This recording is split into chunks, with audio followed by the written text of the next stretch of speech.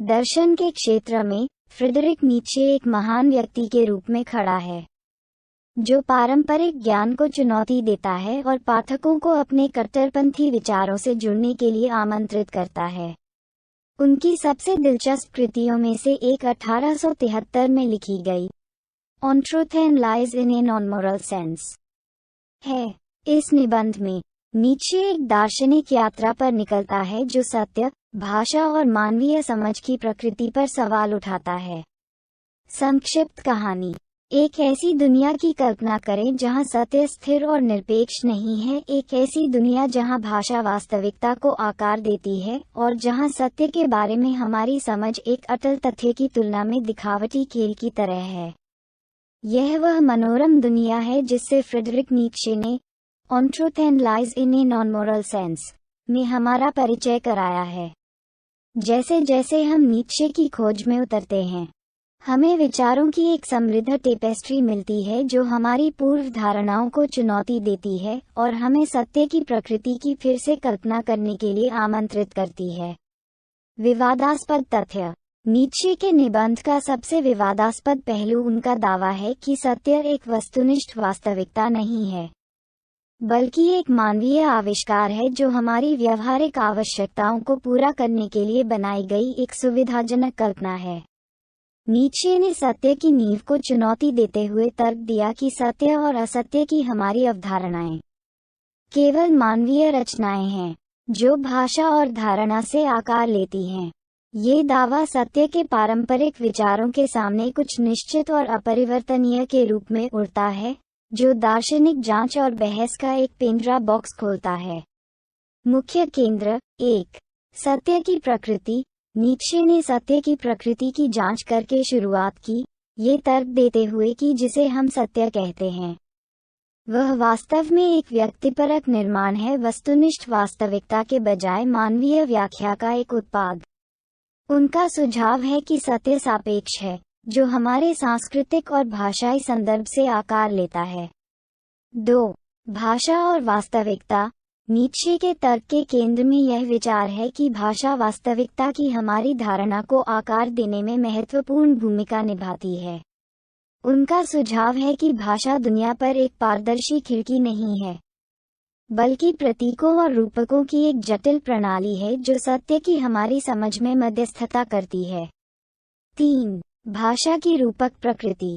Nietzsche ने भाषा की रूपक प्रकृति की खोज करते हुए तर्क दिया कि हमारे शब्द जीवाश्म रूपकों की तरह हैं, जिनमें अर्थ और व्याख्या की परतें होती हैं जिन पर अक्सर ध्यान नहीं दिया जाता है। उनका सुझाव है कि सत्य के बारे में हमारी समझ उन रूपकों से आकार लेती है जिनका उपयोग हम अपने आसपास की दुनिया का वर्णन करने के लिए करते हैं। 4. तर्क की आलोचना। नीत्शे ने तर्क की आलोचना शुरू करते हुए तर्क दिया कि तर्कसंगतता और तर्क पर हमारी निर्भरता अस्तित्व की अराजक और तर्कहीन प्रकृति को अस्पष्ट करती है।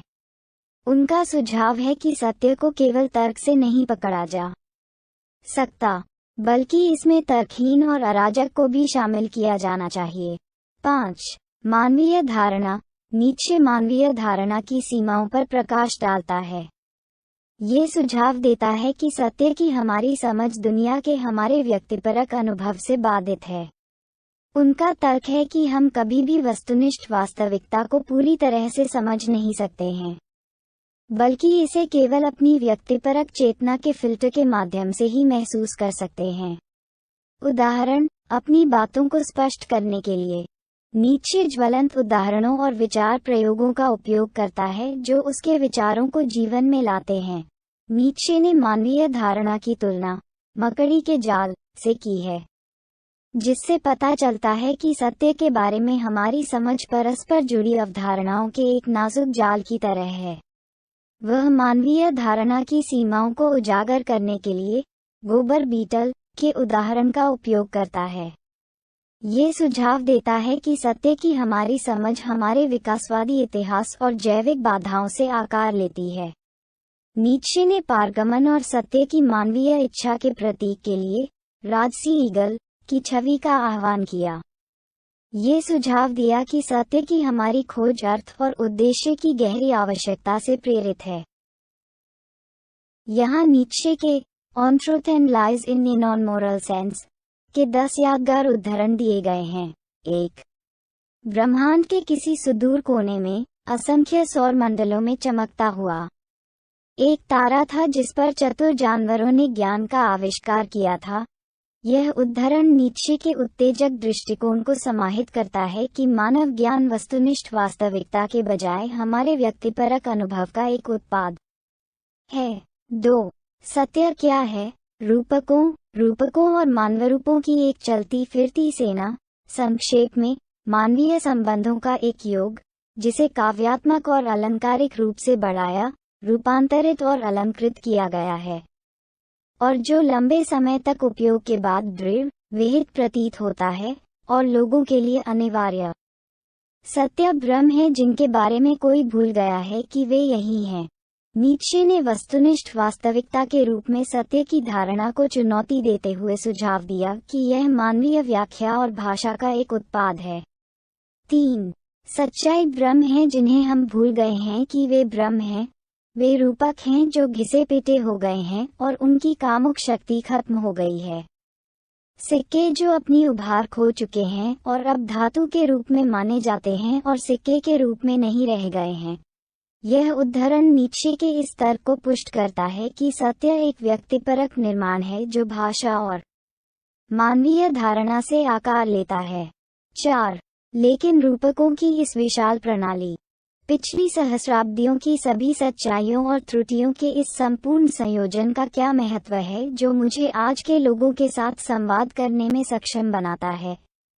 नीत्शे दुनिया के बारे में हमारी समझ को आकार देने में भाषा और रूपक की स्थायी शक्ति को दर्शाता है। 5. हम लिंग के आधार पर चीजों को अलग करते हैं, पेड़ को पुल्लिंग और पौधे को स्त्रीलिंग के रूप में नामित करते हैं। क्या मनमाना भेद? दुनिया कितनी अलग दिखाई देगी यदि, उदाहरण के लिए, हम दुनिया को चमगादड़ की आंखों से देखें, जो कि ठंड और गर्मी के संबंध में खुद को परिभाषित करता है। नीत्शे ने मानव वर्गीकरण और धारणा की मनमानी प्रकृति पर प्रकाश डाला। ये सुझाव दिया कि वास्तविकता व्यक्तिपरक है और हमारे परिप्रेक्ष्य पर निर्भर है। 6. हालांकि इन सभी इंद्रधनुषी सपनों और कायापलटों के मूल में बल्कि क्रूर तथ्य के बारे में हमेशा जागरूकता रही है। नीत्शे का सुझाव है कि मानव ज्ञान और समझ की सतह के नीचे प्रकृति की मौलिक शक्ति निहित है, जो तर्कसंगत व्याख्या को अस्वीकार करती है।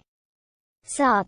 किसी भाषा में जो आवश्यक है वह यह नहीं है कि उसमें संकेत होने चाहिए, बल्कि यह है कि उनका निषेध करना संभव होना चाहिए।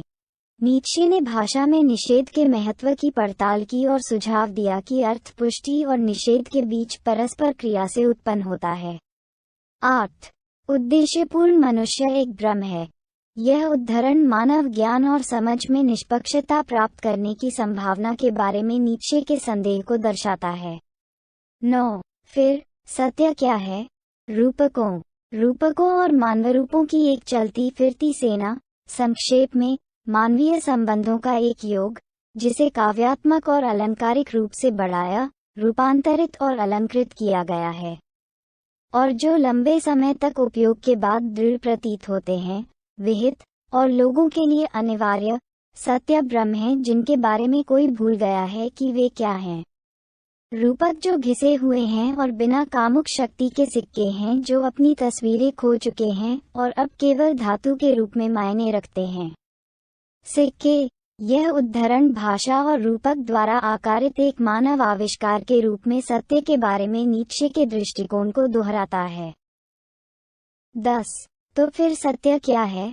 रूपकों और मानवरूपों का एक गतिशील समूह, संक्षेप में मानवीय संबंधों का एक योग जिसे काव्यात्मक और अलंकारिक रूप से तीव्र, स्थानांतरित और अलंकृत किया गया है, और जो लंबे समय तक उपयोग के बाद प्रतीत होता है लोग स्थिर, विहित और बाध्यकारी हैं।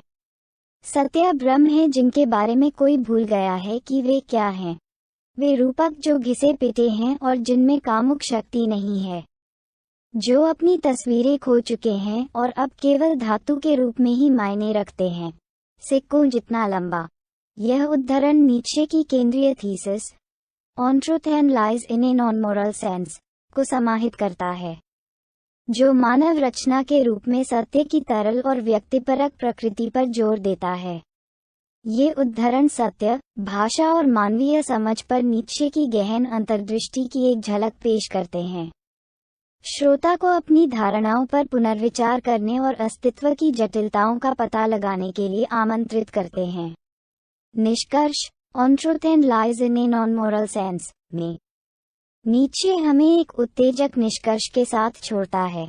सत्य एक निश्चित और अपरिवर्तनीय वास्तविकता नहीं है, बल्कि एक मानवीय आविष्कार है, एक कहानी जो हम अपने चारों ओर की अराजकता को समझने के लिए खुद को बताते हैं।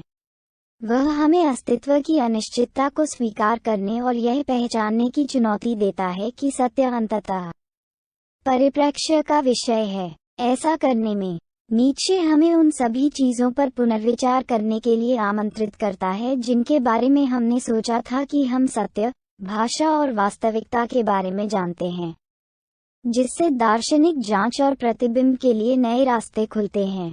फ्रेडरिक नीत्शे का on truth and lies in a non moral sense एक गहन और विचारोत्तेजक निबंध है, जो हमें सच्चाई और वास्तविकता की नींव पर सवाल उठाने की चुनौती देता है। भाषा, धारणा और मानवीय समझ की अपनी खोज के माध्यम से नीत्शे हमें अपनी पूर्व धारणाओं पर पुनर्विचार करने और अस्तित्व की अनिश्चितता को अपनाने के लिए आमंत्रित करता है। ऐसा करने में वह दार्शनिक जांच और प्रतिबिंब के लिए नई संभावनाएं खोलता है, हमें बौद्धिक खोज और आत्मा अन्वेषण की यात्रा पर निकलने के लिए आमंत्रित करता है। धन्यवाद। यदि आप हमारी मेहनत की सराहना करते हैं तो कृपया इस पोस्ट को लाइक और शेयर करें और हमारे चैनल को सब्सक्राइब करें।